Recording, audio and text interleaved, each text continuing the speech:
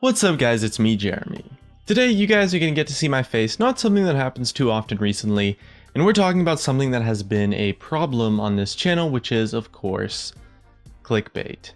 Now I kind of didn't want to make this video because G-Bay pretty much made the exact same video that I'm making right now already, so shout out to G-Bay, he did it first, check him out, give him some love.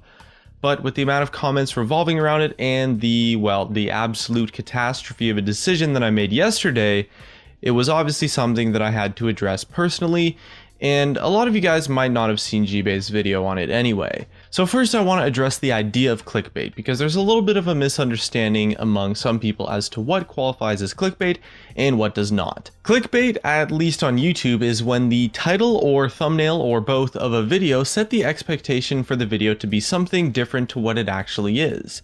This makes the video misleading and as a result pretty much ruins it because the viewer gets tricked into watching something that they didn't want to because of the clickbait. Now, a sensationalized or over-exaggerated title is not really clickbait. It's only clickbait if the video itself does not deliver on what the title promises. If you have a sensationalized or an over-exaggerated title, but then the video is about that exact very thing, that's not clickbait because it wasn't misleading. The video was about exactly what you think it would be about from the title. It does make your video a little bit more exciting and it certainly makes it more appealing to click on, but there's a distinction between the two. And with that said, the video that I made about the Warwick rework yesterday was absolutely clickbait. There's no argument there. When I published the video, I didn't really think it was, and I thought the video delivered on the topic, but it did not.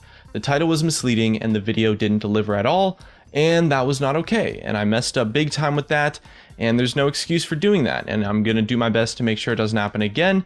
It wasn't something I did on purpose, but it was a big mistake on my part, and I take full responsibility, and once again, I'm gonna make my absolute best to make sure it doesn't happen again, and if it does, please call me out on it, and I'm really sorry that you guys had to deal with that. And this Warwick video is a good example of a video that was legitimately clickbait, but let's compare it to a different video that I made a while back. This video was titled 8 Unbelievable Abilities That Could Have Existed in League of Legends, and that video used a thumbnail of a graphic of what one of the 8 abilities potentially could have looked like. And in that video, I spent the entire duration talking about 8 abilities that could have existed in League of Legends. Were they completely unbelievable? No, of course not. But they were pretty cool. I could have titled that video something much less exciting. That video easily could have been titled something like 8 scrapped abilities in League of Legends.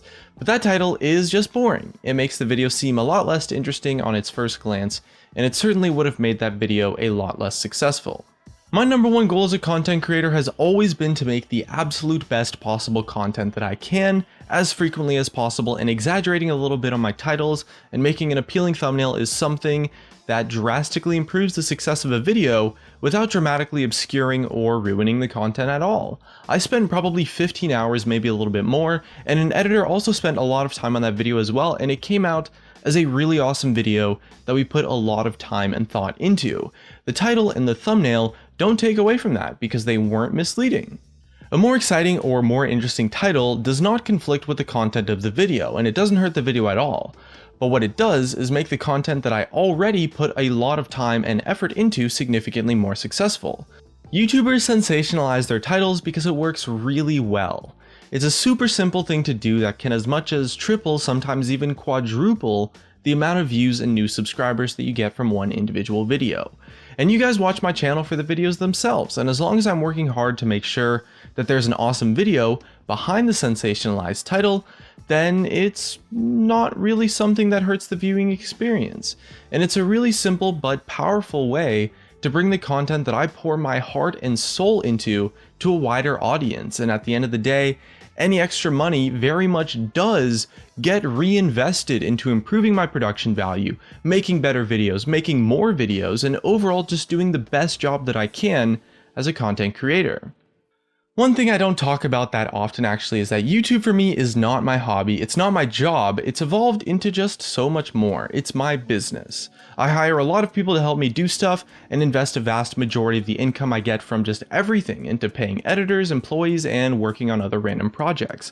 And my philosophy behind this has always been that I want to hire people, I want to use editors and all that good stuff, not so that I have less work for myself, but so that I can do more overall. If this channel was a solo adventure, I would probably be uploading 2, maybe 3 times a week instead of 6 or 7, and the videos I upload would be much lower quality as well. And on top of that, we have the Overwatch channel that I'm putting a lot of time into and taking very seriously, and I want to start more channels in the future too. And finding ways to make my already existing videos more successful helps me do all of these things. I'm currently seeing if I maybe want to make a Hearthstone channel, and it's very likely that I'll have a 3rd, maybe even a 4th channel by the end of the year, and there's only so many hours in the day, you know. I do as much as I possibly can, but with the amount of stuff that I want to do, it's just flat out impossible without hiring other people. And doing all that stuff to me is just so much more awesome than just doing some work, collecting a paycheck at the end of the month, and then putting everything into my bank account, or like buying a nice car or some luxury crap that I don't really need. There's a lot more going on behind the scenes than it looks, and I'm super excited to see what we can do in the future.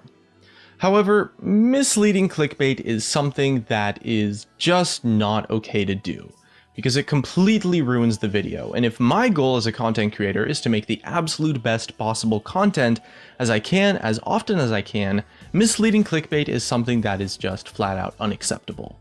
Making an already good video more appealing to click on is good marketing, and it's important to be successful, but please call out actual clickbait when it does happen, but do try and understand the need to make titles and thumbnails a little bit more interesting, a little bit more appealing as a content creator. So with all of that said, I definitely want to say thanks to everyone for supporting me in the work that I do, and definitely thank you for holding me to a high standard, because that Warwick video was not okay.